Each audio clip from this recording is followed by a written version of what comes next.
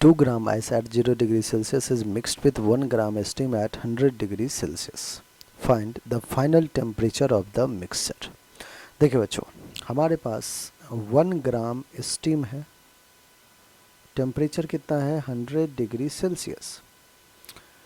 अगर 1 ग्राम स्टीम को आप 1 gram water at 100 degree Celsius करना है तो ऑफ कोर्स ये क्या करेगा, स्टीम हीट रिलीज करेगा। हीट जो लॉस करेगा वो आइस गेन कर लेगा, है ना। तो हीट लॉस कितना करेगा, m into latent heat of vaporisation. Mass है 1, latent heat of vaporisation 540। So 540 calorie का हीट लॉस करेगा 1 ग्राम स्टीम 1 ग्राम वाटर बनने के लिए, है ना।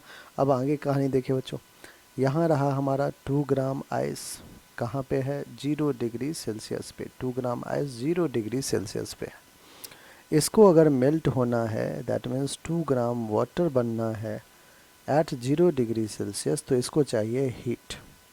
हीट गेन करेगा, ये कितना करेगा आप कहोगे m into latent heat of fusion of ice. Mass कितना है 2, लेटेंट हीट ऑफ फ्यूजन कितना है 82 into 80 will be 160 calorie.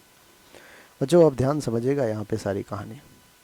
540 calorie steam जो है वो हीट लॉस कर रहा है वाटर बनने के लिए।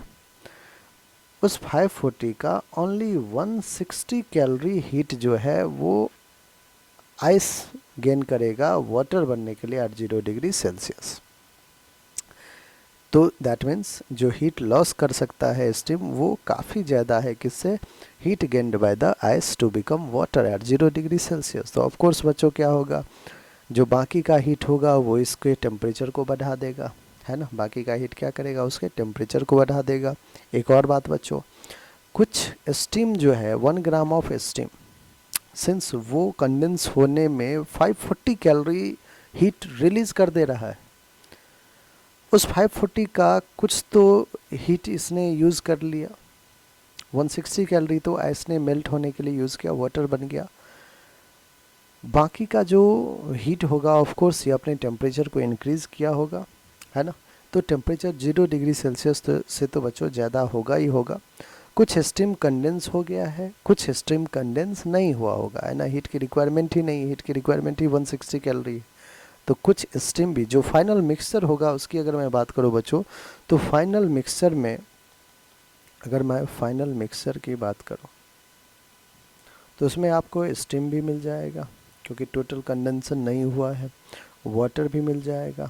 और स्टीम और वाटर है दैट मीन्स 100 डिग्री सेल्सियस ज़रूर वहाँ पे टेम्परेचर रहा है, जो इक्विलिब्रियम है वो 100 डिग्री सेल्सियस पे होगा। ऑलराइट, तो हम क्या आंसर कहेंगे बच्चों, आंसर विल बी यहाँ पर ऑप्शन नंबर 3। ऑप्शन 3 हमारा बिल्कुल करेक्ट आंसर है।